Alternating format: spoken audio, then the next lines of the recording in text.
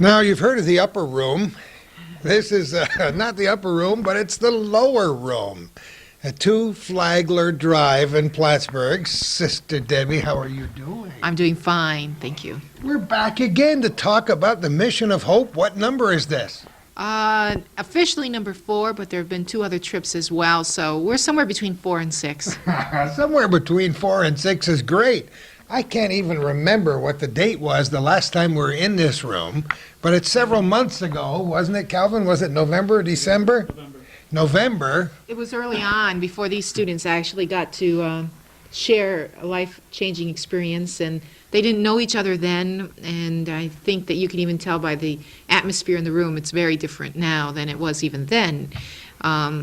Lots of water, lots of homes have been built, lots of electricity has been wired, people have been cared for in those months, and we move forward. There's always wild anticipation in the beginning, and some of the people who haven't been there before have heard the stories, and others are old pros. They've been there, done that before, and they come back with a renewed sense of spirit. And to explain to our viewers who just might be looking at this as their Mission of Hope number 1, for some reason, because they were out of town or just didn't catch up on our program, what is the Mission of Hope and where does it come from the very beginning? Sister Debbie Blow. The North Country Mission of Hope began 4 years ago as a response to a devastated village called Chiquilistagua in Nicaragua. Because of my connections as campus minister at Seton at that time and the family, the Flores family, who suffered loss, some of their relatives and homes in Nicaragua, we decided to try to give a global response. What initially began as my asking the students of Seton to see if they could raise $1,000 has now developed into close to a $30,000, $40,000 a year venture. And right after that, we thought we were going to have a small group, and we began with 50 some odd individuals, and we went down and we had our eyes opened and our hearts opened, and that's the beginning. And every year since, we have done a February trip. This year is extremely unique and very special because we opened it up to my position moved to a full-time position thanks to Dr. Malseptic, and actually we're in the basement of his home, which serves as my office. Well, the good one. It always smells new in here. Yeah. Oh, great. And as a result of that, we opened that up to 7 high schools and 2 colleges, as well as the students from Seton Catholic. And I think that was a very enriching experience for all of us involved. Are there no bounds to this project? No.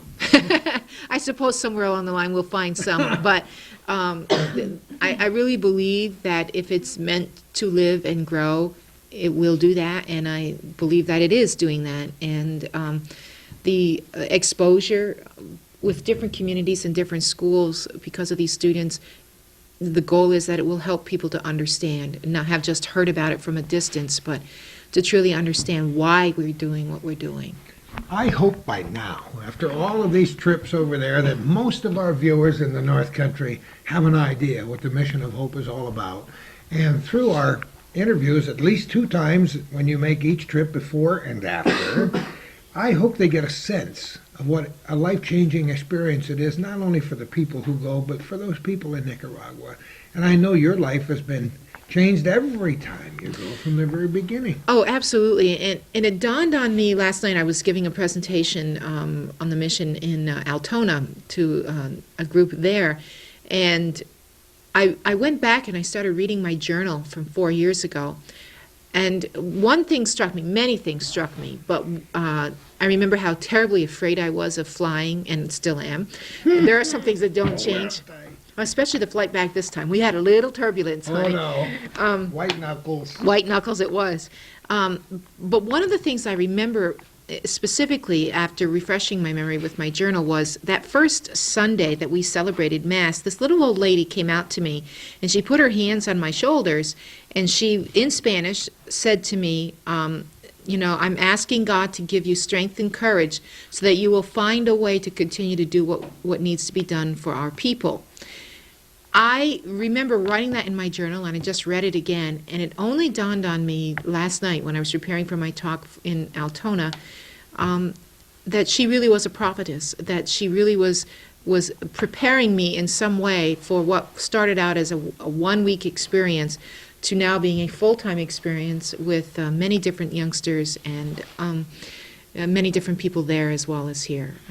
It's just a tremendous blessing for me to be involved, but I think one of the most enriching things that I gained from this experience is the knowledge and shared time with these kids.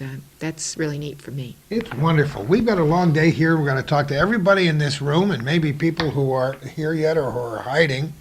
And you'll get an idea yourself if it's your first time with the Mission of Hope or if you've done it 4 times with us in the past. We know you're going to enjoy this program. Please stay with us. Yeah, don't lose that train of thought. We stopped for a moment to make sure our tape was working all right and we had sound and, picture and all those things you're supposed to have. Those of us who had to stay home, darn it, did get a chance to read off a lot about it in the paper, and I think it would be appropriate for us to thank Shan Moore, who did a super job for you this year. Some of the students have gotten an opportunity to get to know Shan a little bit through their telephone interviews and through a personal interview that she did with them a week or 2 ago. For me, it's a blessing to have Shan continue to cover the mission. Her perspectives, her insights, I think do help the people up here to truly get a sense of what's going on down there. So, yes, Shan, we're very grateful. Shan Moore is a dear friend of Calvin's and of mine for many, many years. She's a wonderful Catholic lady with a lot of deep faith, has gone through trials, as we all have in our lives, and has come out pretty well on the other end because of that wonderful faith. She's a great, loving person, and I just wanted to take a moment to say that. So who is going to be first on the hot seat over here? Just because you have to lead first, you get to talk first, right? Yeah, I'm privileged to have that. She said, smiling and chuckling. Who are you? My name is Stacy Mercer. Stacy, was this your first time? No, this was my second trip. I knew that. That's why I looked at you before when I said some of you are old pros. So what was different this time, Stacy? Spending the trip with the other kids. That was kind of a different experience. It was great, though, to get to know all the new kids. First, I was a little hesitant, and so were some other people from Seton, because it was our mission to begin with, and to have to start sharing it with others was kind of skeptical, but it turned out to be great, and I have to say it was one of the best weeks of my life. It's great. Life is about sharing. And when we can share that experience with other kids from other schools, they can get a better idea. It's hard until you've actually done this. We try to explain it every year, but it's so hard unless you've done it, unless you've been there. I know you were going to say something right there. Well, I think Stacy expresses the true human hesitancy that everyone had with this, and even the fears that I had, but somehow deep down, I really, really believed that the students from the different schools would come through, that we would get dedicated, committed young people, and that they would change as a result of their experience, but that they also had gifts to share there. And I think that's been borne out by our experience over the past few months. Hey, our job is to spread the word, preach the gospel across the lands. So tell me a little bit about some of the things you did there. I have no idea. The usual. We built Oh, homes. yeah, sure. Here we go. We built homes. We gave We food. build homes every day, build a few homes. A lot of work there. Honestly, my most memorable experience from the trip was the Disability Center. That was new this year. Oh, I don't know about that. Tell me. What it was I went with Sister Debbie and a few others to deliver a wheelchair for just some person that had needed it. And we got there, and there were a bunch of little kids with Down syndrome. And at first I just kind of took it, I've seen this, I'm kind of used to this, just take it as it goes. And we ventured into the building, and as we got in there, we got into one room, and there were kids that were immobile and distorted and things like that, lying on this thin mattress. Couldn't move, that they could just look at you. And there was one girl in particular, she smiled at me as soon as I walked in the door, and her eyes locked on me. Oh, boy. My heart just melted. Oh, boy. That was the first time, and then at the end of that experience, I told Sister Debbie that I wanted to go back. So later Wednesday, I think it was, we went back the second time. And I went right to that room, and as soon as I walked in, the same girl turned her head and looked at me and smiled. And I spent, I think it was an hour and a half in there sitting with her. And there was another little boy lying next to her. They were literally about this big and 9 years old. It was really moving, but I was sitting with one of the little kids, and he couldn't talk or anything, but I was humming, and so like I'd open my mouth and he'd do the same thing. Like I'd go ah, and he'd go ah. I don't know. It's just a connection, and my heart melts. And every time I close my eyes, they're what I see. So That's a pretty neat experience. So there's a lot of magic on heaven and earth, as I've always said, and I believe that some connections like that are destined. And I think that magic, somebody up there said, okay, let's put these two together today and see what happens to Stacy. It's a good thing because you really discover your heart, don't you? that's for sure. I've never experienced anything like that in my life, and that truly made this trip all the worthwhile. It made me feel that I really am doing something, and these people are doing something for me. So. How is it that you had never done that before? Well, we recently discovered that this was a disability center that had just begun within the last couple of years. What sometimes we don't understand here in the States is that they don't have all of the agencies and programs, et cetera, et cetera.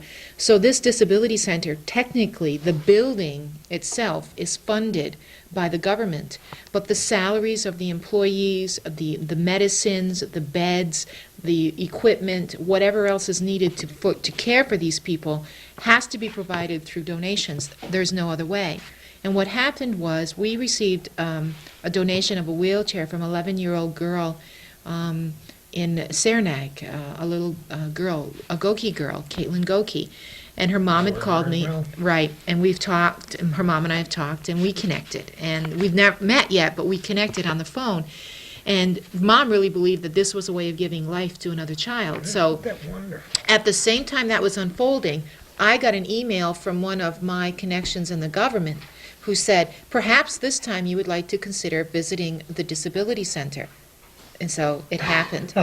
There are other students here who also were deeply touched by that experience and can share. One of the things that struck me is we were going through that center that first day, and first of all, a little background. What happens is they literally go out into the fields and mountains and all this stuff and find these disabled, disadvantaged, whether it's mentally, physically, whatever, and they bring them in because they come from very, very poor families who do not know how to care for them or are unable to care for them. So many of them were very small because of being on the border of starvation. But we walked into this one room just toward the end, and there was a girl there on a bed, as Stacy described, a small, thin mattress, and this is what took my heart away.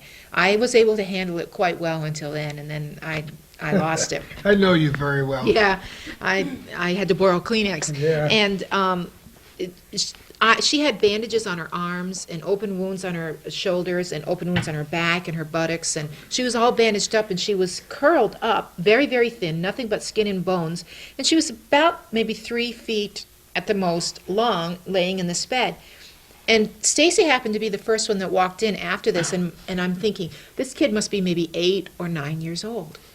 And whenever our interpreter said to me, she's 19, all that went through me was, oh my God, but for the grace of God, it could be any one of these kids that were here. And I don't know what happened to me. I remember her name. Her name was Carmelita, and we spoke to her.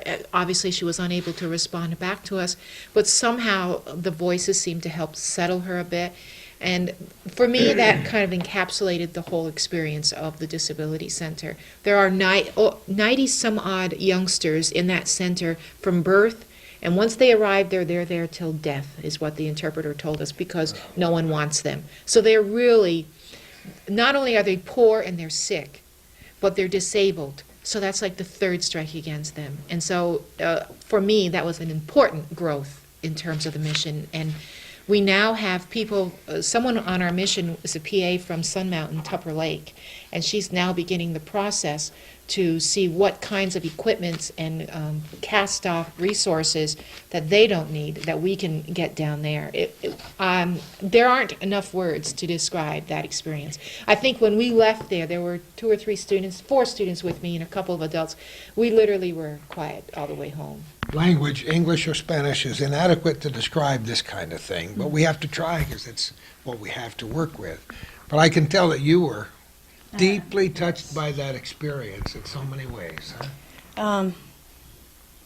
On the spot, it's kind of hard to describe. Just the way to be around them, even though you couldn't communicate really, the way that they touch you and the way that you know that you're affecting them, letting them know that you're there for them, I think really means a lot, because most of them don't have family or people who care about them. And just sit there and hold their hand is... I'm sure that your image is in their mind forever, as is true with you of them. And you said also another magic word before, and that is music. Humming a song. Music is a universal language. And those people have responded. I've worked with disadvantaged people off and on while I was in the radio business. And some of these people could not respond, not carry on a conversation, could not tie their own shoes or eat. But when you connected them with music, it brought everybody together, and they started singing words and humming melodies. And so, yeah, of course they were going to make the sounds when you made the sounds.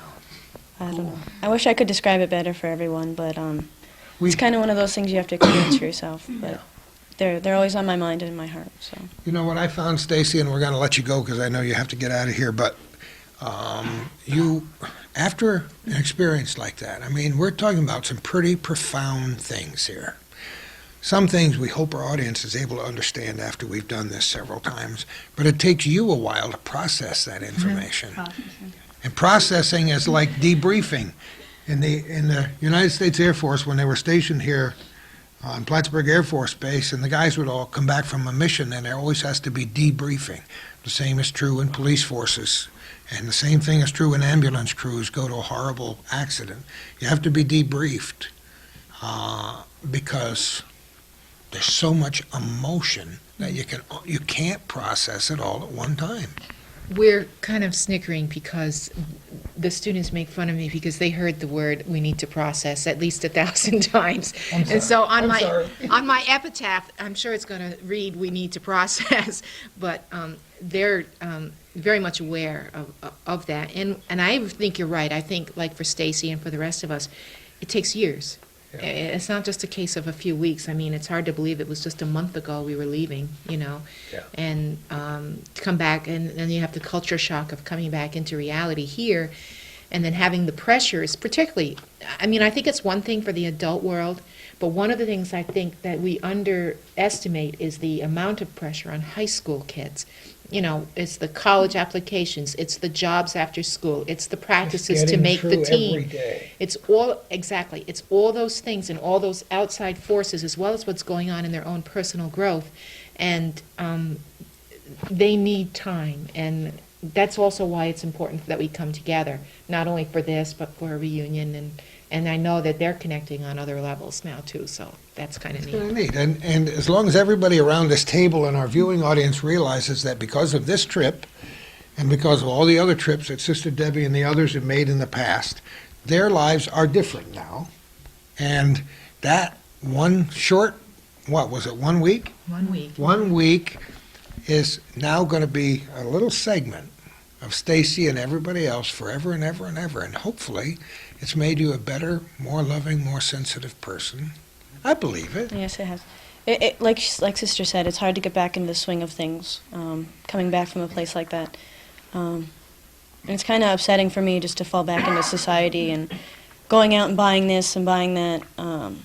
People are so unaware of what there is in the world, and I guess the best thing I can do from coming back is just to share my experiences and what I've seen with others. Yeah, and that's a very good point, which I'm sure others of you will make when you sit here. It's hard to go back into the old routine and realize how much stuff we waste in the course of a day and how insensitive we are to other people's feelings. And so that's what I mean about change. And hopefully that change will be unfolding as you process over the long time. Stacy, thank you so much. Anything else that you wanted to say that I didn't ask you about the experience?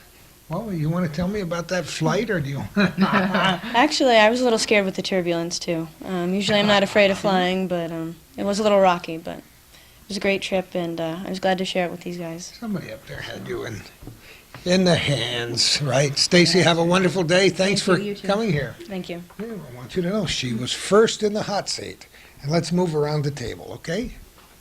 Isn't it amazing? All of a sudden, one person is gone and somebody else is in the chair. How are you? I'm all right. How are you? I'm great, thank you. Who are you? Valley Anderson, Val Anderson. What school? Elizabethtown. E-Town. Wow. Were you the only one from your school? Mm. And did we talk to you last fall? And you didn't know quite what was going to happen. No, I had no clue what I was getting into. What have I done this time? Well, tell me about it. What kinds of ideas are flooding your mind about that experience? Oh wow. Well, the people that we went down with, I just got extremely close to, and I like them all. And the kids Friends for down, life, huh? yeah, the kids down there were just excellent. You know, I fell in love with every one of them. You just want to take them home with you. Well, that's not an uncommon reaction from everybody we've talked to, and we've talked to by now dozens and dozens of people over the years. And in spite of all the preparation you had, was it a kind of a shock when you got off the plane and got there? Definitely. Like when we first pulled into the school, like there's just thousands of kids. I was like, whoa, where'd they all come from, you know? But like you just like got to know like a couple at a time, and you know, just all of them, just they gave you a different experience, each one. You know, for some people, it's your first real taste of what true love is all about. You know, when I talk about a piece of your heart and a piece of your soul, now you know what I'm talking about, don't you? Yeah, it's like automatic love. You just see them and you're just like, oh. Now, have you had a chance to share your story with somebody besides your parents since you got back? Oh yeah, I've told everybody. Anybody who lives it? How about in school? Yeah, I went in and showed all my pictures to my superintendent and my principal, and I took them into work and showed all the people there. So let's talk a little bit about what you did that might have been the same or different from what the other kids did. I had a really good experience at the orphanage. There was a little girl named Micah that I got really close to. Really? Yeah. And I also got to meet the kid that we sponsor, Marcos. I have a picture right there. We got pictures Yeah. of Marcos? Sure, we could show that. Let me just hold it up and let Calvin click on it. Talk a little bit about Marcos. He gave me a bracelet. Oh, wow. Where is it? Here, this one. Oh, okay. That's my Nicaragua bracelet. Uh-huh, cool. So what, he was a nice kid. Yeah, he was very nice. One of the kids that went down with us, Dan McConvey, helped me talk to him, because no speako. You didn't have too many language skills there in Spanish, huh? No, I got back and yelled at my Spanish teacher. No speako. That'll really get you an A in the course, I'll tell you that. Yeah, I spoke a lot of Spanglish when I was down there. Did you really? Yeah. How do any of these kids try to say words in English? Oh yeah, yeah. Really? Like some of the younger ones are, "How are you?" And you know, just like the way they said it was just so cute. Yeah. Well, and do some of the same kids come back year after year? Oh, absolutely. I think the kids that have been before can attest to that. And I also think that Patrick Minette's working down there this past summer, doing English in the elementary program, also long-term has its effects. And our goal is to eventually get a group of people, and pursuing that with a college right now, who will go down teacher prep, and students preparing for teaching to go down and do some English teaching down there during the Perfect. summer program. And I think that I have noticed after 4 years, there are a lot more kids who can say, "Hi, how are you? I'm fine." You know, just the very basics. And I think that's kind of neat that they've made the effort to speak in our language. And we see that, like, when they lip-synced songs at the reception. Oh, yeah. Yeah. One thing that really touched me was when we were all down there at the closing ceremony, we all sang This I Promise You in Spanish. And, like, both, like, us and the people down there were all singing it, and it's really It was cool. neat. That's a cool experience. Yep. The question I like to ask is what surprised you? Now, as I said before, a lot of people told you about what it was going to be like. Yeah. And we talked about it, but what real surprises were there once you got there? There's just so much love there, you know? And just like everybody you met, it was just so nice, and you know, they wanted you to be there, and they just welcomed you, you know? You know, it's love means different things to different people. Thank goodness we'll struggle till the end of time to define it and to feel it and to sense it, and we all feel it in different ways. But that kind of love Yeah. is a special kind of love, and probably a kind of love that some people who went there have never had before. It sets you up for the rest of your life, doesn't it? Yeah, just it's so different. Like, you love them before you even talk to them. Well, it's like Stacy and the person that looked at her when she walked in the room. One of the things we noticed too, in terms of the connection and the love, the genuine care and love, the unconditional love that we've spoken of before, in the opening ceremony, and I'm sure that these students picked up on this. Twice in that opening ceremony, as they were speaking to us in both English and Spanish, and welcoming us, they mentioned that they were in solidarity with us on September 11th. And that brought tears to most of our eyes, because we realized that the majority of the people we're talking about down there don't have electricity, TV, or radio. So for the sisters and the other people in the school must have spread the word to these kids. And then we went around the side of the building where we did the pictures for the sponsors, and there's this big bulletin board, and it has, I don't know if I have a good picture of it, on one of the sponsorship pictures maybe, it has an arm of a youngster done in the Nicaraguan flag, and has an arm of a youngster done in the American flag, and it has the hands together, and it says, "We will go forth together." And all around were pictures of past missions, and smack dab in the middle was a picture of September 11th and the Twin Towers that they must have gotten off the internet computer that we provided or something, and it was there. And frequently they spoke about, they're glad we survived. They didn't realize, sometimes the distances, but for people who are so poor and so in need of basics, to be so genuinely concerned about us, I think was a lesson I learned over again this time around. That's great. Did the time go by really fast? Oh, yeah. Well, the days went by really slow, but the week went by really fast. Like, we'd get up at 5 and not go to bed until 2, and then have to do it again the next day. Of course, isn't that what kids are all about? You gotta It's like stay a up 24 sleepover. hours a day. It's like a week-long sleepover. It was really cool. Yeah. You just got to know everybody. Any other things that jump into your mind about things that you saw or did in the course of a week that you'd like to share with these people? Because these programs will be played a lot in the future, not just one time, but thousands of people around the North Country will get to see it. By the time we finish today, I really want to paint a good picture about what you did over there.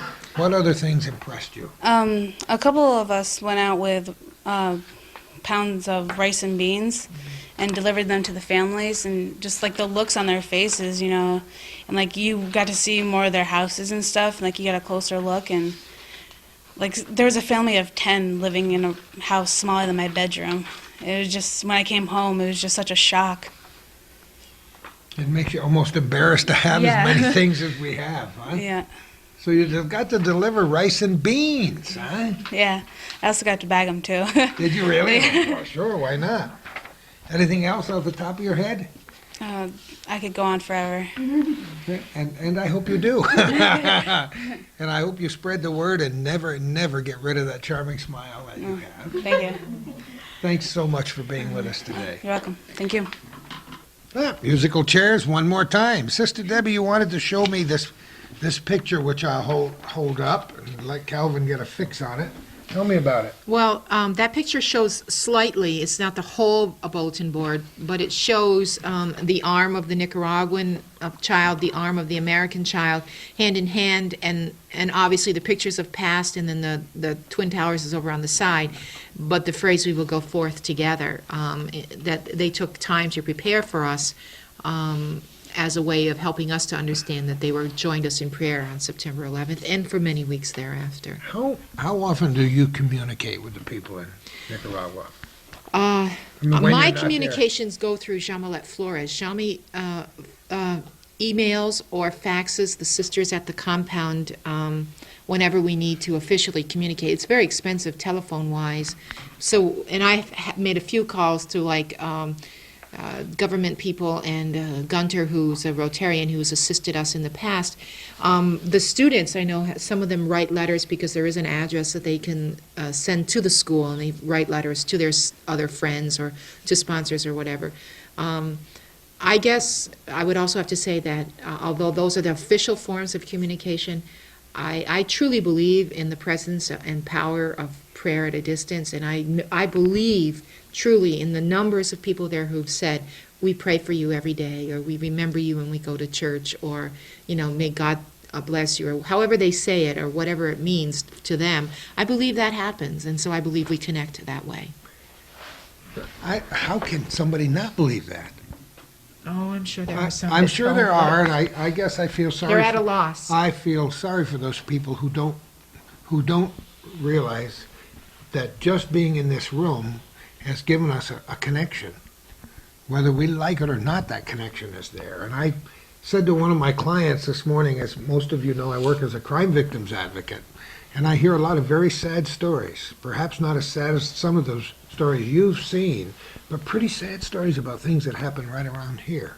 And I told a young man who was sitting in my office today, maybe I'm naive, but I believe that if you and I think good thoughts about each other and say prayers for each other every day, that will make a difference.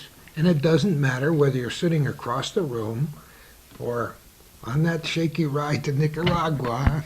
And you just talked about crime victims. This isn't even something that I've been able yet to share with these students, because I just learned this last night. Someone forwarded an email to me, which is from Quest for Peace, and it was a whole summary on events going on in Nicaragua. And one of those events recently is that Daniel Ortega's stepdaughter, whom he allegedly raped for over many years, came to the States recently and testified against him, but he has pleaded parliamentary immunity.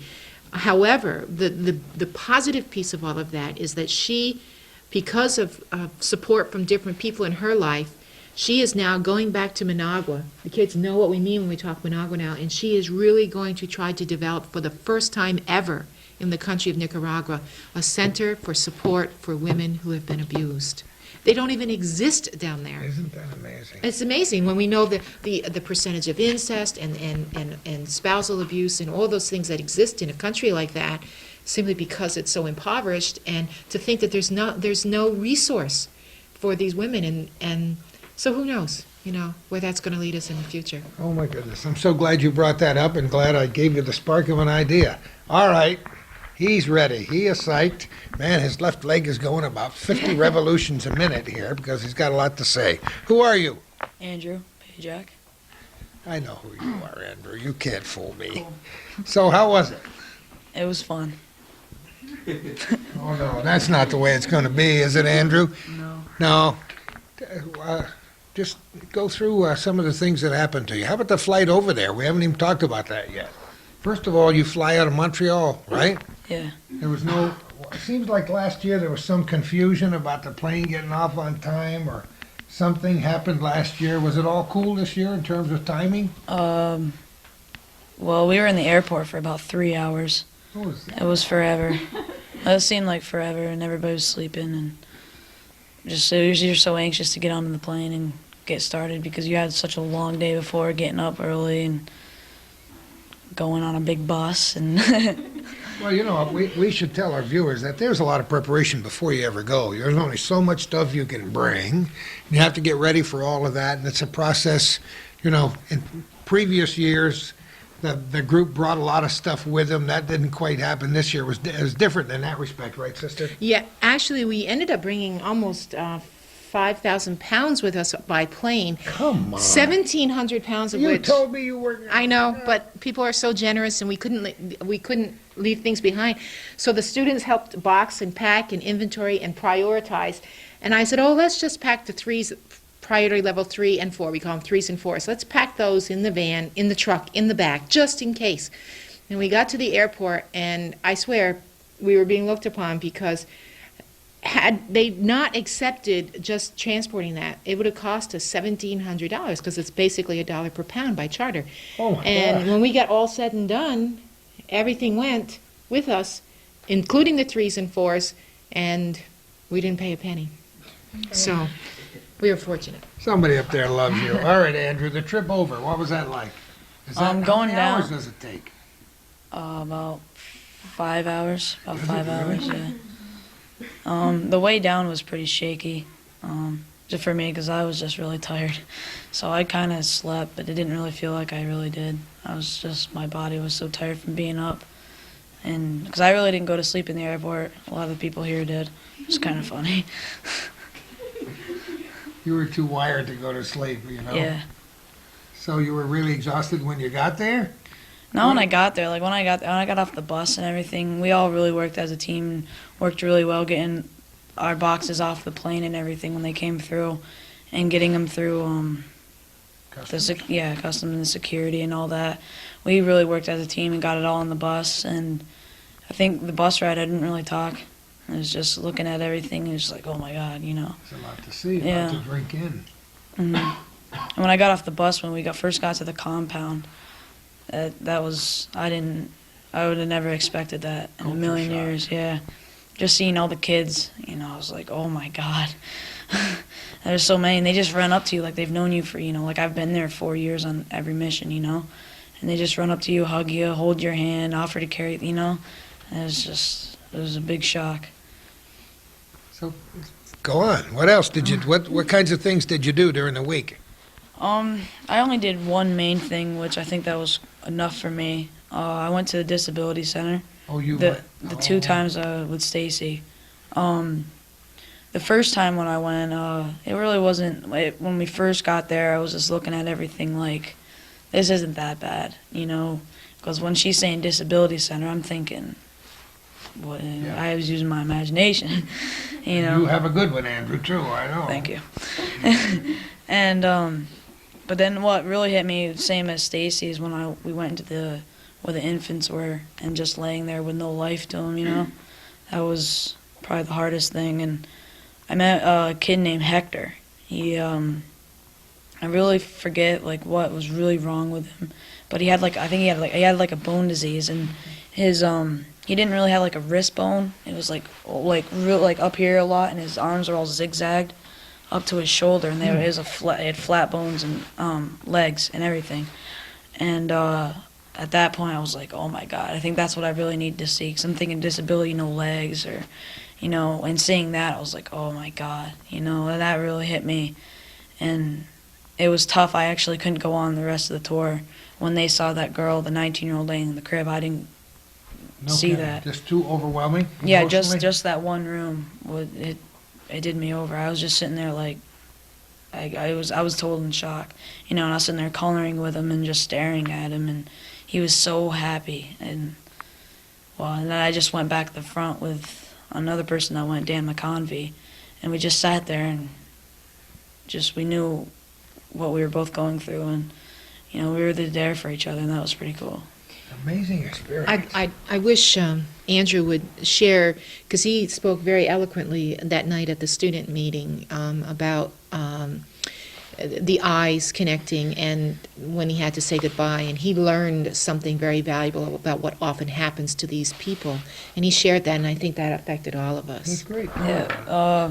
Every night, after dinner, anybody that wants to share about what we did throughout the day, we did. And so I stood up and told him I went to disability center. And when I was leaving, and I was coloring with him, and I really couldn't understand a lot he was saying, but I knew that what I could comprehend. It was good, and he was just so happy for me to be there. And I didn't really want to leave, I just wanted to stay there and color. And he was, you could see he was kind of upset that I had to leave, but when I was looking at him, it looked like it wasn't a shock for him. It looks like people have been in and out his whole life and never really had a chance to stay, but I had no choice. I had to go, and he looked at me, and at that instant I knew he was saying thank you, And so I told Sister Debbie I had to go back. Isn't that amazing? I gotta go back. And some people wish they could go and spend another week and a month there. Well, this might be the appropriate time to say that one of the expansions of the mission is that we are planning an early August trip, a return trip. Come on, big news. Yeah, this is Flash, breaking bulletin, news. bulletin. This is breaking news. We just made that decision this week, and we're going to be starting to take applications. They have to be in by May 5th, and because one of the goals is to expand it to 2 and possibly 3 trips a year. Of course, they're all bribing me to go back, and whatever. But the reality is that the word needs to get out there that we are in the process of planning another trip, because precisely for that kind of thing, the people that we have connected with there need to know that they're on our minds and in our hearts more than just once a year, and that our ultimate goal is to work ourselves out of a job down there. That the ultimate goal is to empower them to the point where they live healthier, they live better, and that they no longer need our assistance. And until that time, we want to expand the ways and explore other ways of assisting down there. So that's in process. August will be Mission 5. It took centuries for them to get where they are, and so it's not going to be done in 3 or 4 visits or even 5 or 6 visits, but the process. It is a process. And the reality that every little piece that we share, that we give, for every piece that we do, we receive 100-fold. That's one piece of it. And then the other piece is, someone recently was kind of cynical with me and said, it's just a drop in the bucket. Why do you even bother? And I guess my response was, you need to come. You need to understand that a drop in a bucket is more than nothing. And we're always going to have the cynics in our society. Unfortunately, that's also a result of having too much. And Absolutely. Everybody's shaking their heads. It's absolutely true. yeah, I and mean, the there's other, nobody in this room who doesn't believe that he or she didn't make a difference somehow, and that's what it's all about. That little Absolutely. drop in the bucket was important not only for you, but for those people. how these young people view themselves as a result of that experience, and how they know that they have some special gifts to share. That's also part of it. And to know that they're valued and valuable and loved simply because of who they are. No one knew whether they were the doctor's daughters or the lawyer's daughters or the carpenter's daughter or son. No one knew any of that. They just simply knew that here was someone who cared. And I think that's what unconditional love is all about. Yeah, sometimes we don't know what we have to give until somebody needs that gift. So, we didn't mean to cut you off. We just gave you a little extra thinking time. Tell me some other things that were interesting or different or... The building crew. I went on the roofing crew with Bridget and Amos, Linda, and Todd. And that was the disability center and the roofing crew was one of the main things that I did. But going to the people's houses, and they were always ready to lend a hand when we were there to help them, but they're helping us. And one thing that stuck out, this one site we went to had a lot of ash, volcanic ash, and it was really, I know it affected me. Even when I got back, I was still coughing. But the day before, when they were building the frame for it, it was really dusty, and the girl, when we went back, the girl took all her water that she had, probably, you never know for how long, and watered down the ground for us. Oh, Just come wasted on. all her water and Oh, dumped my on the ground, gosh. so we could work for our, just to build, put the roof on the siding down. And she Isn't spent all that- her water. It was Wow. And what we need to understand is that Nicaragua is a country that's had droughts, hurricanes, earthquakes, civil wars, and they had the hurricane 4 years ago. Then they had another very strong tropical storm 3 years ago. This past year, they actually suffered a drought. So for someone to have water, I mean, we saw the lagoon where they get their water, and it's lower. It's lower than it's been in a long time. And to know that this person probably cisterned that water and held it because the rainy season doesn't even start till the end of May, and then to think that she was using her water so that our crew That was a lot would of be water too. better. It was because it was just like nothing but like a drier mud, and it took a lot of water, and it was a pretty good size of the houses that we were building for them. So, and they're willing It's like to when you have nothing, you give half of it away. they're willing to take like anything that they have just to help us out. You know, I mean, I was carrying 2 pieces of tin up to the site. And the girl came with no shoes on, you know, nothing. She was very run down and everything. And she picked up like 4 pieces of tin and put it on top of her head. I'm just like, oh my God. Whoa. Boy, people like that can make you humble, can't they? Huh? Yeah. Like the water, like the picking up the tin, like the giving you unconditional love, all that Yeah. stuff. It was, So you were on a roofing crew, mind you. These aren't shingles we're putting on. These are more sheets of tin, the same stuff you're putting on the sides of the building, right? yeah, it was pretty hard at the beginning. I still have a bruise on my thumb. Oh, do you? Yeah. Just the way we were trying to do it, the nails wouldn't go in for me. Well, and when we speak about houses, those people who saw that last picture give you an idea that this is very rudimentary style of housing, isn't it? Huh? Yeah, I've really never done anything like that. You know, when we first went, I thought like, because they were talking about not letting the kids go up on the roof or anything like that because of certain things, but that was the coolest thing is they let us do everything, you know, and they were letting us try our own way, and if it didn't work, then they'd put, you know, the grown-ups were always second to give an opinion or something. That was really fun. I have to say that it was an outstanding, even though you have 60 some odd people, and when you have 64 people, I've told these kids you have 64 different strong opinions because it takes a strong opinion person to do something like this. But in spite of that, the adults that were on this trip really tried to let the students, for the most part, do the job that they were assigned to do. And the other piece that we've learned is that Andrew mentioned one of the Native women picked up some of the tin, and in every site we try to really empower the family there as well, not do for but do with, because I think there's a little bit of a difference. I mean, certainly in terms of, again, it's another type of humiliation if you don't allow someone to share the experience of building their own home. So we've learned a lot in 4 years, and we have a lot more to learn. But those are little pieces that may seem insignificant when you're talking in a group. But you had But to they're- experience by your own self if you had to been there. The camaraderie, like when, hopefully some of the kids will talk about the painting of the chapel, and when they shared that experience with the youth group there, and they shared the painting responsibilities, and that development of that community center chapel is a direct result of youth there and youth here. That's great. That's where the idea came from. Anything else that comes right to the top of your mind? No. Was it tough for you to get back into the swing of things once you got back home for a couple days? Yeah, when I first got home, everything moved in like slow motion, you know, because, you know, we weren't really, for that whole week, none of us were really that lazy. You know, we were always on the go doing things, you know, if it was playing with the kids to building houses, to working at the clinic, to working in the kitchen. It's not a vacation on the beach, is it? No, and then coming home and my mom's just like, relax. I'm just like, I'm not used to relaxing. Just used So, to doing something, huh? yeah. That's great. Andrew, thanks so much Thank for you very being with much. us. Thanks for taking the trip and being a fine person.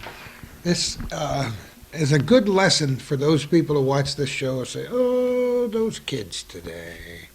These are pretty special group of kids today, and my hat goes off to you now and will through the rest of the program.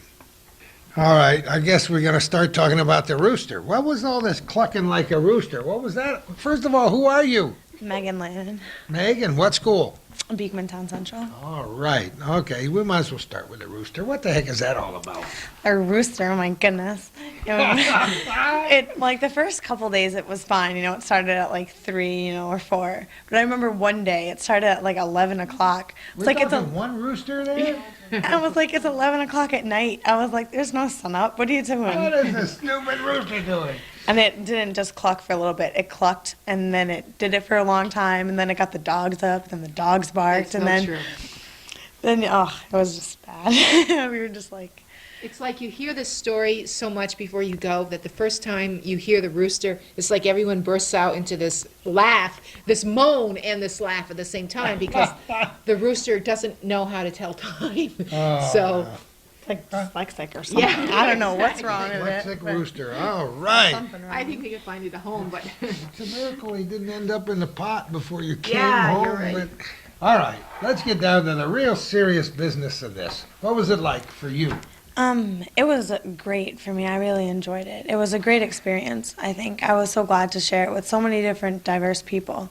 Like, not only from the trip, but the people that we met down there. Because, like, I know how Sister Debbie would always talk about how we would generalize and say, like, the people of Nicaragua, but they all, like, gained an identity when we went down there. I mean, for us, like, they obviously had one, but we just needed to, like, recognize them. And it became interesting because we got to know them as people, and like you would always play with the little kids and stuff, and they would like talk to you and like say you have pretty hair and this and that. But then like you got to talk to the teenagers, and like some of them could speak pretty well English and they would understand. And they had, I mean, it was kind of weird because like you're the same age as them, but it just like you're coming to help them, and they kind of, I don't know if they're like skeptical kind of in the beginning because they're like, well, we don't know if they're gonna like us, because we're not 8 or 9 and we don't play as much as like the little kids do, and we don't have those cute puppy dog faces. But it was really nice, I think, Some of us do. to talk to the teenagers and to get to know them, and like to get past like, because they're shy just like all of us, and they don't want to like, I don't know if I want to talk to this girl, you know what I mean? It was nice because it was kind of just like meeting like a new friend, like just a whole bunch of them. A whole bunch of new friends.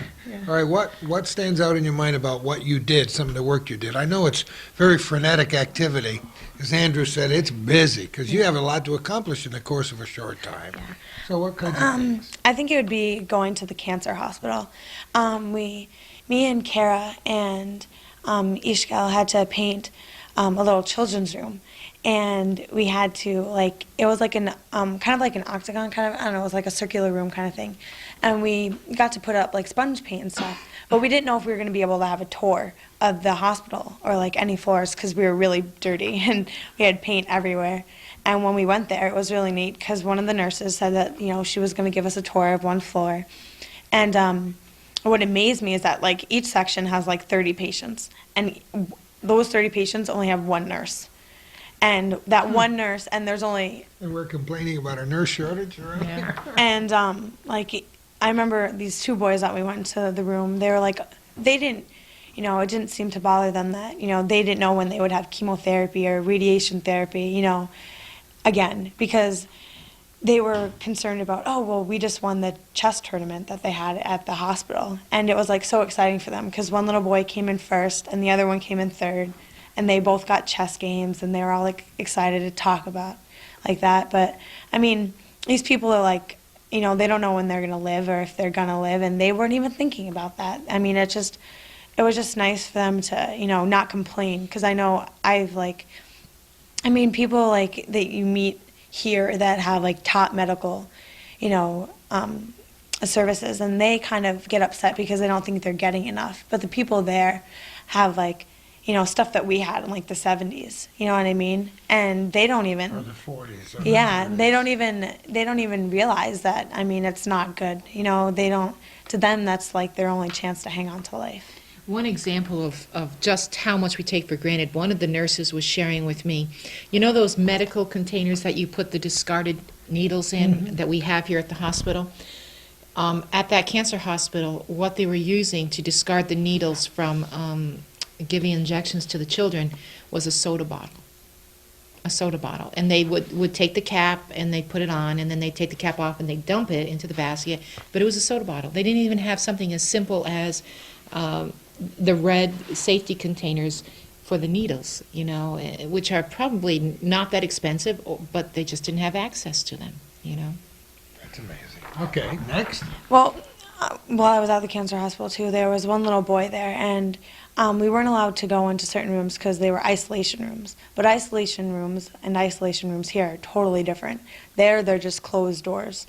And there was one little boy that came out of the isolation room because he had just gotten done chemo. And what happened was, I talked to one of the nurses, and I guess he had a brain tumor that was causing his eye to protrude out of the socket, and it was like twice the size, or maybe even a little bigger, and it was like black and purple, and had like all these blood vessels like showing, but he was blind in that eye because it was like totally useless now. And it was like so sad because he was like so tiny. He looked like the size of a 4-year-old, but he could have been like a 7-year-old there because you don't know. And it was just so hard, like to see those kids that like, he just wants someone to care that he's there.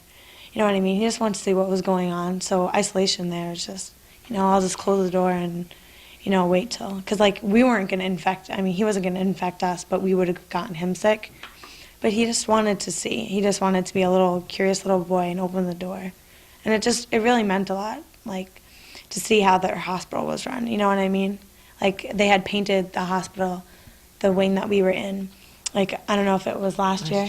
And like we were like, oh, they were like, yes, you painted, thank you so much. And then when we did the playroom, it was great. Like we did stencil work, and like one of the nurses, like, or one of the like business women that work at the hospital helped us, and she was so cute, and she was just like putting them everywhere. She didn't have an order. She was just like putting like things everywhere, and she was just like, yeah. And none of us, like in the room at that time, it was just none of us could speak Spanish, and she couldn't speak any English, so it was pretty interesting.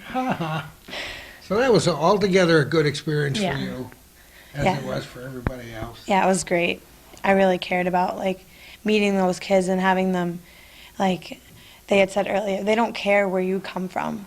They don't care if someone back at school like doesn't like you or they talk behind your back. You know what I mean?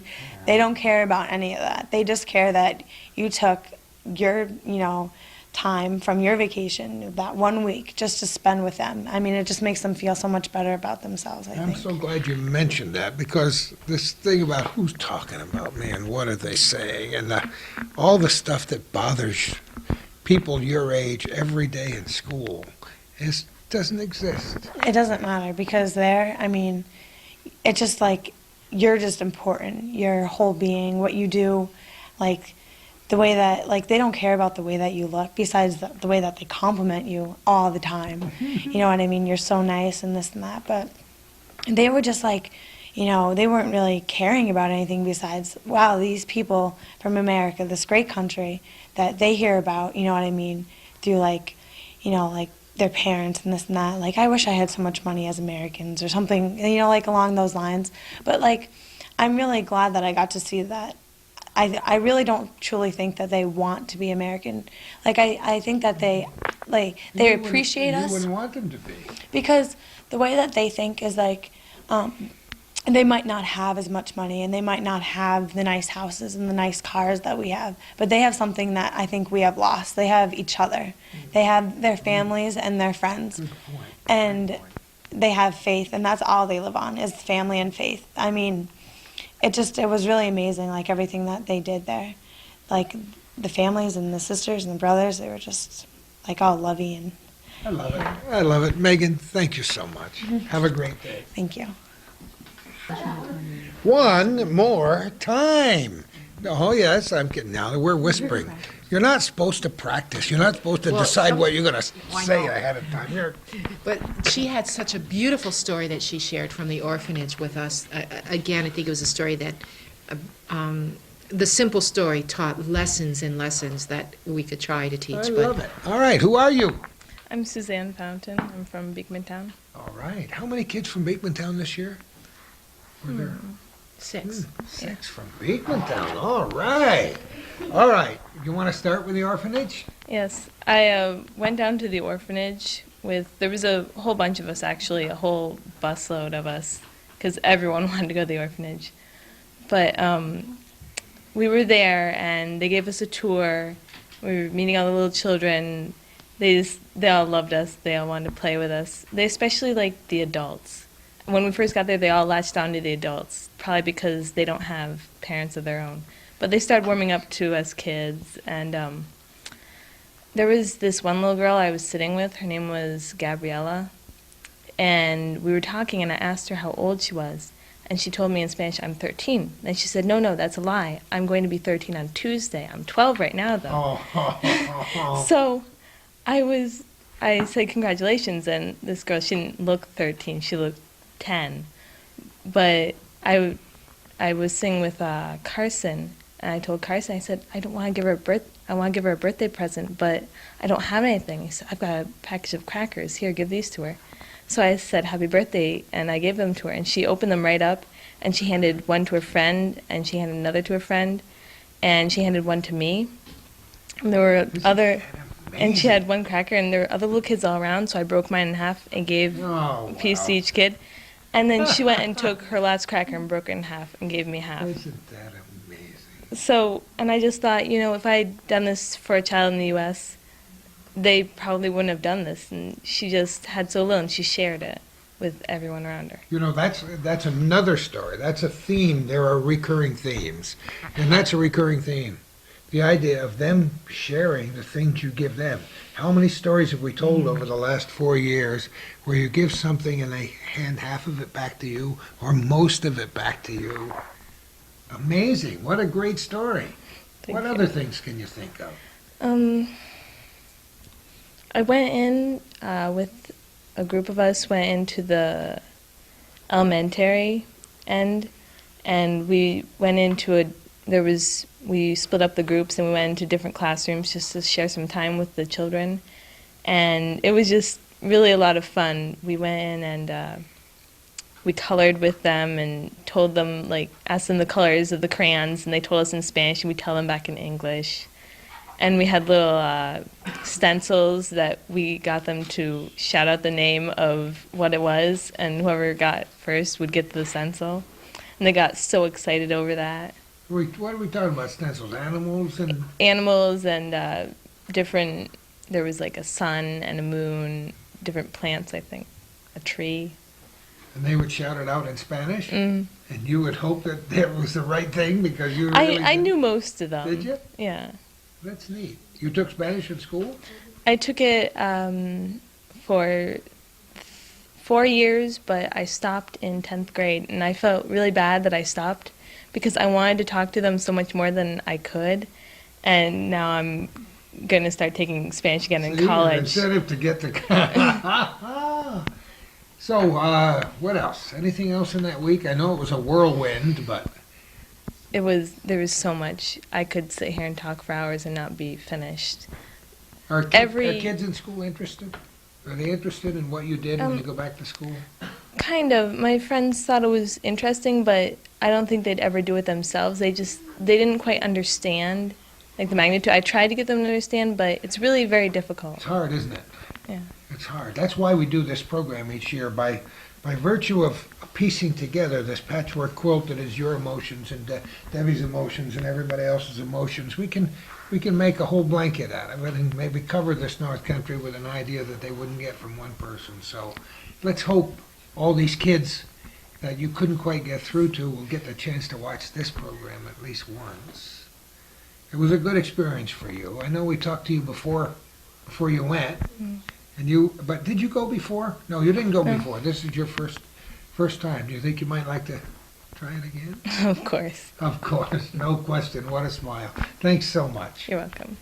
Go Eagles, right? At least we could show a picture of our student coordinator. Turn around there. Who is it, sister?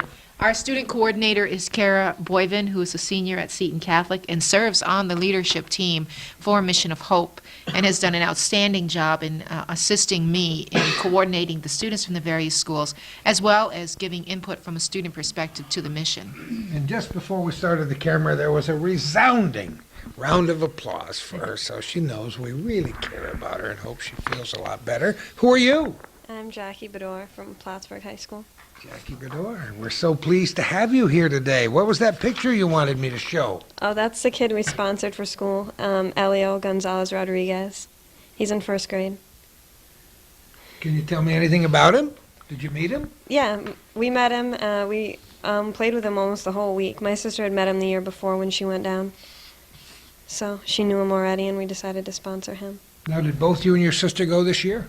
Yeah, and she went the year before also. Wow, make it a whole family affair. Well, you've had the advantage of listening to what everybody else has had to say. Was it different from you, or very much the same? I don't know. It's hard to explain. I went to the orphanage also, and I worked in the school with the classrooms, and I worked in the clinic almost the whole week translating for the nurses. So, a lot of people didn't work in the clinic unless they were translators.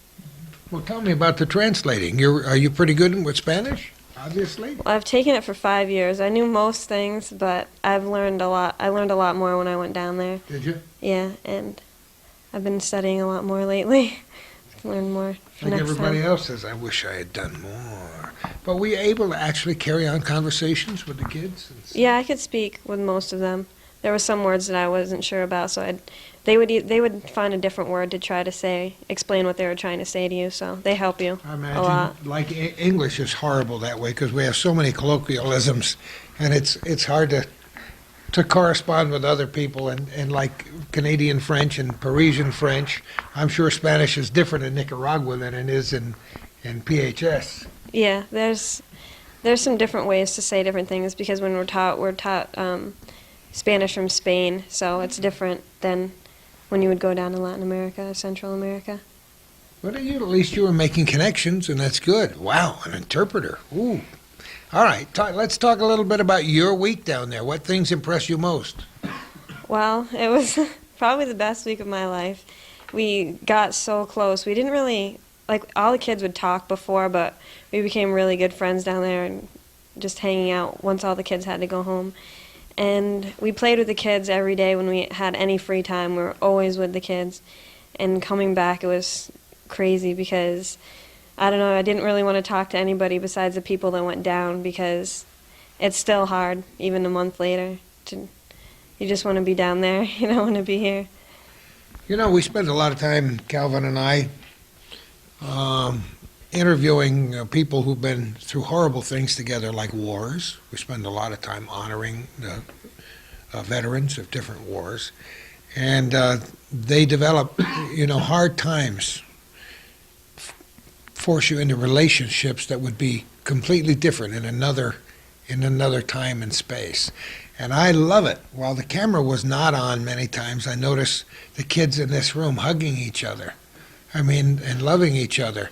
And I don't see that a lot among America's teenagers today because they're afraid to express that for one reason or another. So it's kind of neat. And I'm glad you said that because you did become friends. And some of these people whom you probably didn't know much before last fall, right? Mm-hmm. Will probably be your friends forever. Yeah, of course. We all have to share something now. But going down there, everyone shakes your hand and gives you a kiss on the cheek. So at first, we didn't really know how to take that as like what they meant by that. Because coming here, you would look at people weird if they did that. But it's normal down there. You do it for everyone you meet down there. I think it's true. I think so oftentimes in our society, we've put up these edges and these walls and we've created these distances because we don't know how to set our boundaries in other respects. We don't know how to set our boundaries in terms of human emotions and reactions to people either. And I think that's another valuable lesson that the young people learn down there is that a simple kiss on the cheek, or they would often come up and fold their hands and you would pat them for the Nicaraguan blessing. All of those. What is that now? I don't know about that. Yeah, the little kids will often come up to you and they'll go like this, and what you're supposed to do is do this, or pat them on the head. And that's when they do that. That's their way of asking you for your blessing, and they will do that to anyone that's a bit older than they are. And the first year I didn't know what it was either, and all these kids were coming with are we praying? What are we doing here? And I realized that I was informed that that's what it was, and it's a really special tradition. I don't think we showed that to our viewers before, so maybe we can start something back here. And I'm glad you brought that out because it does affect your relationships with your friends, with your family members, with your parents, with your teachers, and hopefully for the better. Yeah. Hopefully Sister lets me go down in August again. We've all been begging her. We went to Friendlies and everybody chipped in to buy a lunch to kind of get on the good side. That's great. I'm really excited about this extra trip or trips coming up in the future. Any other significant things that happened for you, especially that you haven't heard other people talk about today, Jack? I don't know. They'll give you everything they have, and they really don't have anything. And basically, all that's important to them down there is their religion and their family. They don't care that they don't have money. If they don't have any money, but if they did, they would go and they would buy you a soda or buy you something to eat, and they would do anything for you before they'd buy it for themselves. Well, religion and family aren't bad places to start when you No. stop to think about it, are they, huh? No.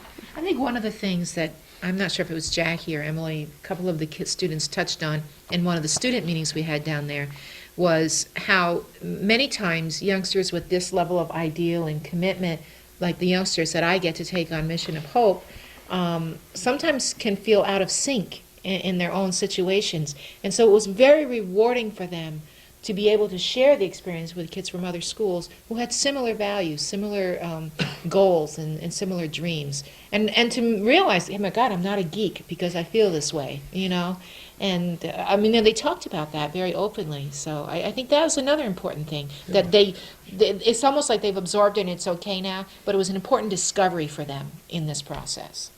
I like it, and you've expressed it well, Jackie. Thanks so much for being with us today and for what you've done. I hope that these young people will be a tremendous inspiration to other people in the North Country, and I hope they're knocking Sister Debbie's door down and saying, I want to go. It's amazing. We're just getting rid of people as they got places to go and things to do, and we're getting down to the real meat of the situation here, aren't we? You've been watching everybody else very carefully and smiling in the background, waiting your turn. Who are you? I'm Bridget Kahn. I'm from Beekmantown.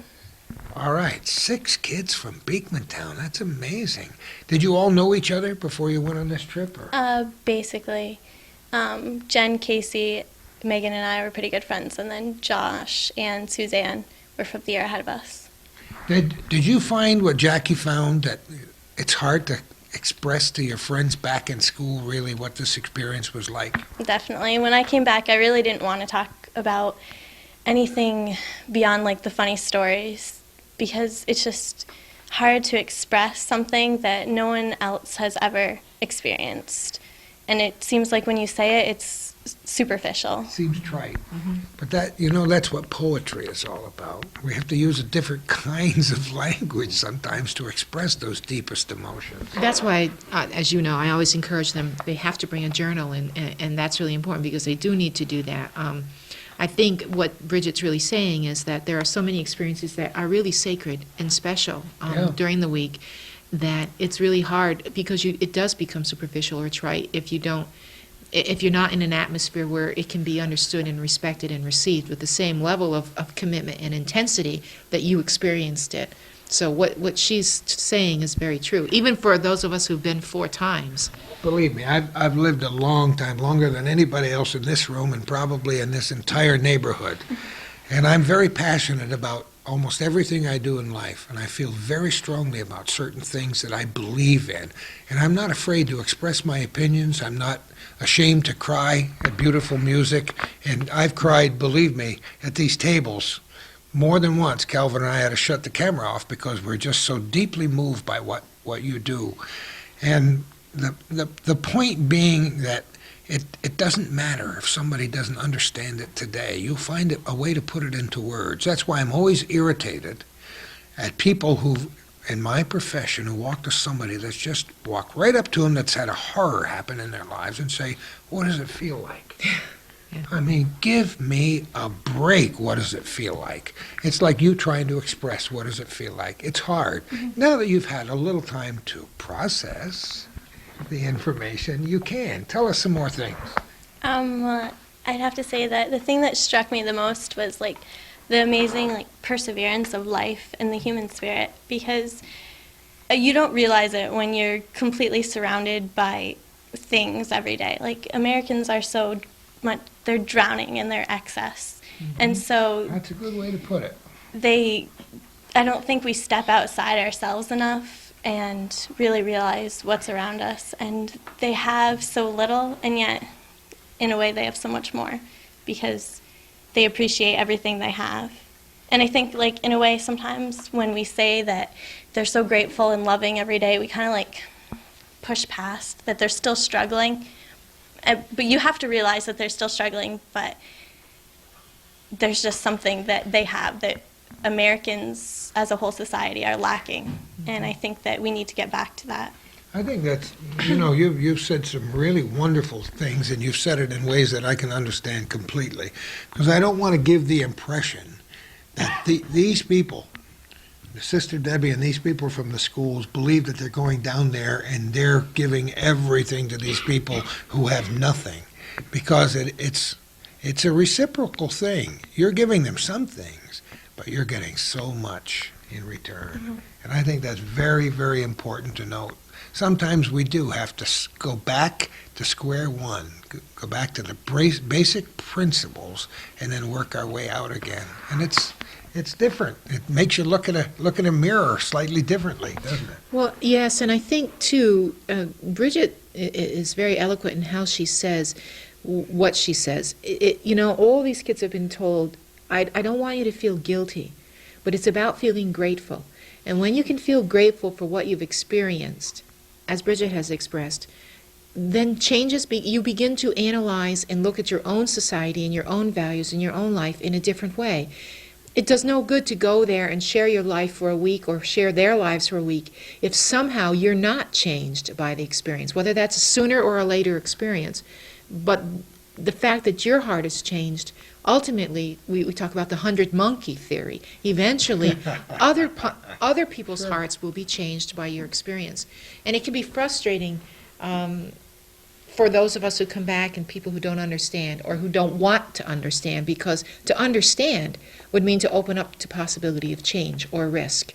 And Well, some people are afraid to change. Because as many kids have said already here today, they don't know who they are and they don't really want to know yet. Hey, I'm only a kid. I'm not expected to know. Well, guess what? What more perfect time in your life to go through what you've gone through, to learn these lessons, so that you can do all that sharing that Sister Debbie talked about. So talk about some other things, some of the people you met. Well, I met really amazing people every day. I mean, just you're humbled by the generosity and the beauty of the people there. And some of the things, like Andrew said, that when we went to the building crew and the lady shared her water with us, that was really amazing. And then she came and, because since the adults were helping us, or letting us do as much as we could with the sawing and the nailing and stuff, we had a lot of trouble. So the lady came over and showed us how to use the saw correctly because we really didn't know how. And so it was just great. And she came out with a ladder that they had made and a level that they had made and stuff. So they really wanted to do it themselves. Like Sister Debbie was saying, that she wanted to empower them to do it for themselves. And I'm glad that we were able to provide the materials so they could do that. I have no idea, and I haven't asked anybody in this room today what you plan to do with your future, what, if you have any ideas toward a career. Well, I've always wanted to join the Peace Corps, and this has definitely strengthened that I should want. I should have. And hopefully beyond that, I can do some sort of career with this. I don't know, maybe the UN or something that. Hey, dream big. Well, absolutely, because Bridget has the ability, as do all these kids, to really create an effect, to cause an effect in not only our local society, but in the world, in terms of they're the next generation. And Absolutely. that's why it's so important that the mission I don't- continues I to don't revolve mind around youth. a bit putting my faith in people like you for the future. And, that goes back to your drop in the bucket before. What a bunch of baloney. Pretty soon the pail's full, and we've got to bring 10-gallon pails and so on. Anything else you'd like to share with us, Bridget? I just can't wait to go back. Thanks again. Thank you. Thank you, dear. And we're back again, the tallest guy in the group. Who are you? I'm Dan Akey. I'm a senior at Seton Catholic. Yeah, Dan, we talked to you before you went. I Yeah. remember that. So now we're on the other end of this whole thing. Tell us about your experience, Dan. Well, what would you like to know? Anything you want to tell me. What was it like for you personally? Well, it was really, I don't really know how to put it into words. It was life-changing, even more so than the first trip, because a lot of the stuff, I had something to build it on because I had the first trip. So That gives you a little advantage when you've been there before, because it's like, some of the people here have told us when they got off the plane, they looked and saw all the kids and they said, wow, oh my goodness. So at least you were prepared for that part of it. yeah, and I like the way this trip was run better because, See?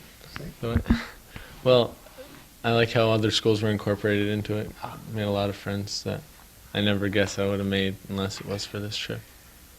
That's a good thing. To bring a people from diverse backgrounds, different, like you said, different economic socio-stratum together. And you go through an experience like this, and then you've got something. Now, you know that anytime you talk to the people who were in this room today, you know they're going to understand where you're coming from. Yeah, but hardly anyone else will. Yeah. It's not something that you can relay to people. It's something they have to experience. Well, we haven't talked much about parents, how it takes a support from your other family members to allow you to make a trip like this and to have the a... local community as well. Yeah, well, you want to talk a little bit about the preparation of it? And Yeah, excuse me. I got a lot of help from my local community, especially my parish, the people in it. I relied solely on sponsors for this to be part of this trip. So that's without my community, I wouldn't have been able to go. That's My something parents were a huge we part of haven't it. really talked about much before. How do they get the resources? Well, all of the students, everyone that goes on the mission is required to find their own sponsorship, so whether they can afford to pay for that personally, or they seek personal or professional sponsors through family members or parishes or community businesses or whatever. But a key piece that you hinted at was the support of the parents for this. I take that very seriously in terms of knowing that the parents trust their children to me, even though these kids think they're all grown up and off in the world, But it's interesting that you asked Dan that question, because one of the most beautiful notes I got prior to leaving was a beautiful thank you note from Dan's mother. Regarding allowing Dan to have this. I don't even know if he knows that. No, I didn't. See? And That's good. Okay, we're all going to cry. And it was a beautiful note, recognizing the value of the mission and filled with a lot of accolades about her son being able to have this opportunity because of the mission continuing and my involvement, et cetera, et cetera. But I think what struck me was, here's a very busy mom with how many boys? 3. 3 boys, and she took time to express to me personally her gratitude. And I just happened to be going through the folder today, and I saw the note again, and I thought, oh, that's really neat, So, Dan had the support of his parents, and as did all of these kids, even though some of their parents were a little hesitant in the beginning, because we booked this immediately after 9/11, and yet, God obviously showed that there was a greater plan at store here than the effects of terrorists on our When you nation. say greater plan, because we can see things working here,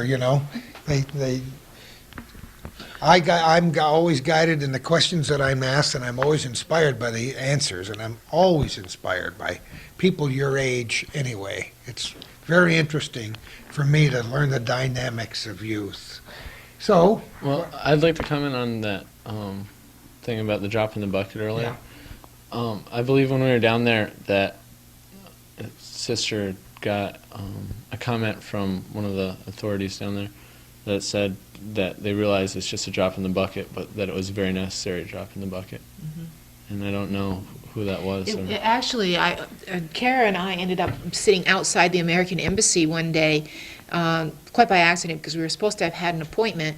And when we got there, the embassy realized it was President's Day in the United States, so the embassy was closed. So we sat out in Nicaragua, neither one of us speaking Spanish, on the street for an hour until our ride came back. But while we were there, things happened for a reason, and this American embassy guy who originally is from Connecticut and it works down there, developing a Border Patrol program between Costa Rica and Nicaragua. That's part of his project.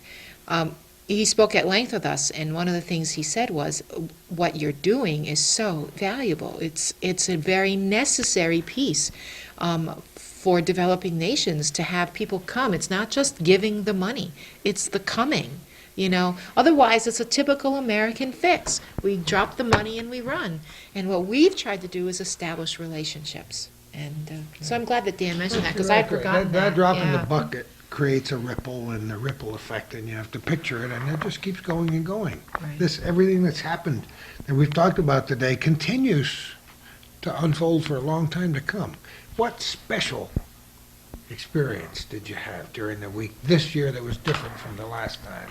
Well, I got a lot more opportunity to work in the community on building projects for houses, and the disability center. I was Oh, you able- went there yeah, too? yeah, I experienced that. That was very strong experience. That's the only way I could really describe it. Well, we got the feeling that was an amazing experience, separated from the rest of them. But you Yeah. got to do a lot of building. Yeah. And you knew how the saw worked. Yes, I did. I saw you smile when somebody said they showed us how the saw worked. Yeah. Dan, thanks so much for being the person you are. What do you want to be later? Have you decided any? I'm not sure. I could see myself in the mission field, though. Honestly. I like to hear that, and we've had several people say that over, and that encompasses a huge area, and there's a lot of ways you can help other people to see who they are and may help them to be better people because of what you've experienced, Dan. Thanks again. Thank you. Two more, and you're the second to last. You smiled a lot over there when you heard other people making comments, because there were a lot of things you felt too. Who are you? I'm Cherise Standro, a senior at Seton. All right, delighted to have you. And you brought pictures. Do you want to tell us what some of these pictures are? First of all, let me hold one up, and Calvin will get a good picture of it. And you tell me about it. All right, I believe this is the first mention of the chapel project, which Yeah. was just erected this year. It was up on Green Mountain, which I found to be ironic because of the Green Mountains in Vermont. But the mountains in Nicaragua, what makes them green is the palm trees, so it was a completely different color green, and I just found it kind of interesting. So the chapel project was a joint project between the Americans and the Nicaraguan youth group. In the morning, we went down. There was a group of 6 of us, 2 adults and 4 students, and we put the first coat on, and we ate our lunch up there, which was basically just crackers. We had a great time. And the afternoon, the Nicaraguan youth group came by and was going to help us paint. And we figured that it was going to be a cooperative thing.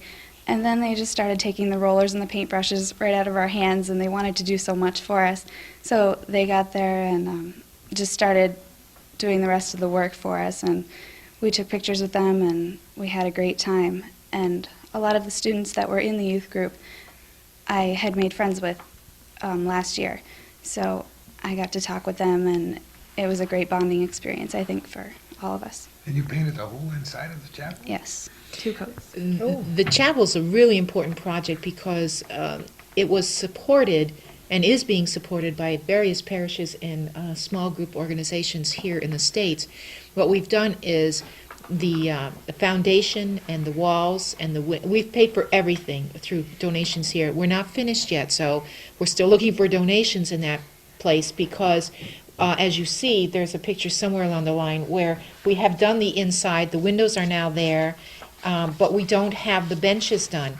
And so the next project will be a completion of the inside, which will be the benches, and this time we also one of the gentlemen that came with us, Mike Drew, and I went out scouting altars, and he put it in pieces and built it here, and then the kids and he put it back together down there. And that's the picture we're looking That's at? it. Isn't Yeah. that beautiful? And then the Norcross family from Abba's Angels donated the chalice and the cup for use. So it has the touch of the North Country. It's really, and Isn't that eventually perfect? they want to do a plaque that's dedicated that chapel. to the people of the North Country. So we're, I don't know if it's appropriate to say we're still accepting donations Of course it is. for What's that. What's this? Well, now? that's the outside, the front outside of the chapel. Actually, I'm sorry, that's the back part of the chapel. You'll see that there's a section where the next piece of our goal, we've done a small chapel worship area for the people of this mountain that cannot get down to the village. But the next step is, long-term, one of the things the mission wants to do is to develop a community room center there where we can begin to do outreach programs such as adult literacy or evening programs for the adults there under the supervision of the sisters and the teachers from the school down in the compound. So the goal is to develop some sort of community center. And the land that it's built on was donated by an elderly woman, and this was a very new project that actually began with the third trip down last year when the group went back to empty the container. Tom Duran was a key part of helping to coordinate with Inocencio and the sister and the youth group down there, the ideas of our youth group and their youth group, and pulling all the pieces together. So it's a tremendous tribute to what people can accomplish. And we're very, very grateful. Several parishes contributed to that, as I said, and we're hoping to get enough to complete the inside now. I love it. So that was good for you. What else? Yes. Well, to continue on that subject, at the end when we were doing the cleanup, we had a bag full of rags, and the Americans as well as the Nicaraguan students, we all got on our hands and knees and were cleaning up the floor. It was very dirty. And one of the boys found a stick, might have been the end of a broom, and he took all of the rags and he tied them to the end of the stick to make a broom. And all of us Americans were just so awed wow. about it, and it was so ingenious of him. We couldn't even think to do that ourselves. Isn't it amazing? Yeah.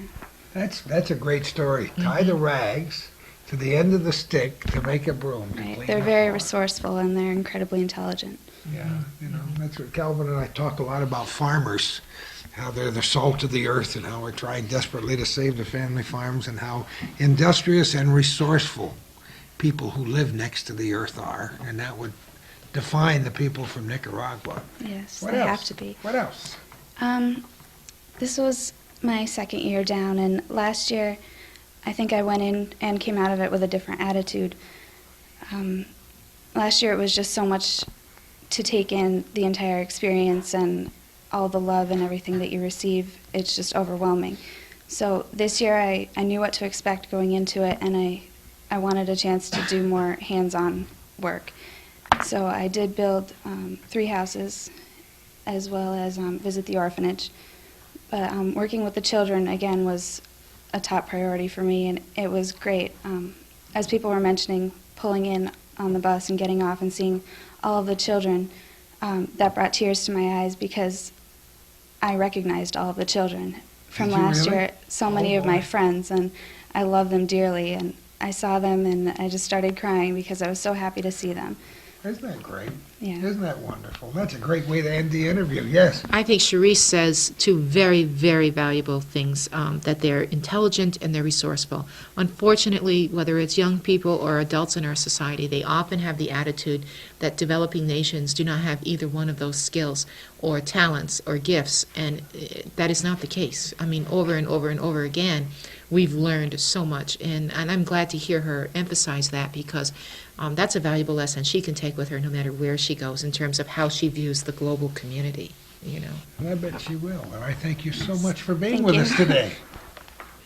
Mike just looked out the window and said it's snowing, and Calvin said it's not snowing in Nicaragua. Mike, what's your last name? Smith. All right, Mike, is this one of your pictures? No, it's not. What is it? It looks like the inside of the chapel to me. So you weren't there, I huh? wasn't there, no. Okay, okay, that's a painting project for those of you who just listened to the last interview. Got it? Okay, that's very interesting. So, Michael, tell us about yourself and your trip. Oh, wow, it was a really overwhelming experience. I want to talk about one experience I had with Mike Drew. I went Yeah. walking with him around. And he went, his first time was last year also, this is my second time. And he had taken pictures of a work area he had done. And he brought the pictures back to the family. And in the pictures was a picture of a woman who had unfortunately passed away while we were gone. and we gave it to the family who she left behind a husband and children. It was just overwhelming. Wow. It's probably the only picture they have, and Of that's course. that Well, was so it that was was- so thoughtful of them to do that. Yeah, that's amazing. Of course, there's no way to take pictures. Yeah. Yeah, I spent a lot of time with Mike Drew. I built a lot of houses also. They aren't lazy. They work. They're workhorses down there. They will grab the hammers out of your hand and start hammering in their nails. They want to get their 2 cents in on their house. Now, where are you building all these houses? I never asked anybody, where are you building them? But basically where they need them. We go to the needy families who need the houses, and they pick out a spot where they want us to build them. It's basically right out of the dirt. Now, are we talking about Yeah. families who didn't have a house before?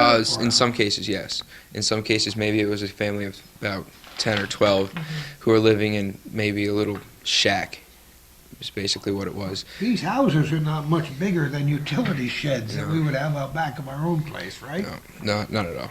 No. We the houses were about 11 by 12 feet, which was in some cases bigger than what they had. In one case we had to. This one family had a grass house. It was a grass hut, and it was just awful. But it was amazing how they lived in there, and we rebuilt the house and everything. And the woman who lived there started talking about how she had given birth in that house. For 17 hours on the dirt floor, she was in labor. I'll never complain again. I mean, it's amazing, isn't it? It is. Yeah, it gives you perspective is another good word to use in the connection with this program because it gives you a different outlook. What else? It was just an overwhelming experience thinking about it on the spot, really. The kids were amazing also. They aren't afraid. They'll just come up to you. They'll climb all over you. Did you bring basketball, soccer ball, Oh, yeah. anything like that this year? We haven't talked about, because kids love to kick a soccer ball anywhere in the world. Anytime we brought a ball down out into the courtyard, they grab it away from you, start Really? playing with it. Yep. They love when you bring out the balls. In previous years, these kids had no idea what a football was, and it didn't bounce, and they couldn't figure out what that was all about. Yeah. Almost everybody knows what a soccer ball is in most places in the world. Well, especially there. I mean, Yeah. that's their between soccer and baseball, but the football and some of the other things that we've exposed them to. Michael represents one of the students who has really matured and grown into the mission. He was young when he went last year with his dad, and I told him before this mission that I needed to count on him for his maturity, and he came through a hundredfold. A lot of pressure, Mike. Responsibility. A lot of responsibility, because he was also one of the few who had been before. Yeah. So he was able to handle that well, and did a good job, and I was very proud of all of them, See, that makes you feel pretty good. Just right? happy I can make a difference, yeah.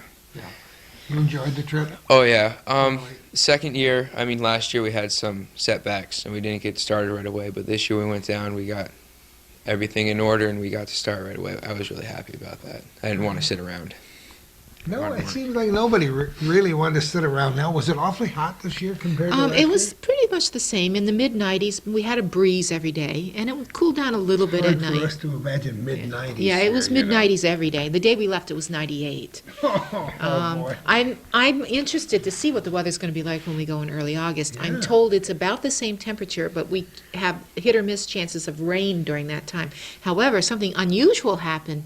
One of the days, the day that they went to the beach and to the market, we actually had a rain shower, which was highly, highly rare in that time, and it certainly didn't do anything but settle the dust.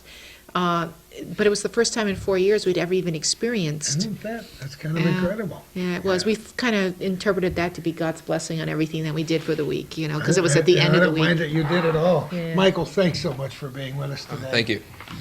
Sister Debbie, are there any other parting words that you can think of? You want people, of course, to give money to help you out with your project. It's really important now that we've expanded the mission through the help of Dr. Malseptic to a full-time program, that we expand our financial base in order to fund 2 trips a year and to do more of the co-op style projects that we have planned for the future, as well as completing the chapel, expanding the sewing co-op, the computer co-op. We want to plant the garden project in August. We have electrical work to do in the library. And that's not even mentioning the Cancer Center, the Disability Center, or the Refugee Center, or any of the other programs that we've just recently discovered. So yes, we would welcome anything from a penny to $25,000. So much to do, so little time. And if you hit the jackpot and win 45 million, and you could spare 44 or 44 and a half, we'd like that too. Thanks to all the people who supported this program, the families, the individuals who've decided to give a little bit, the teachers, the parents, and of course all these kids who have made my life a little bit better just for being here today. Thank you all for watching our program. If you have ideas, let us know. We'll maybe come to your house. You never know. Who knows where we're going to be next time for our little corner.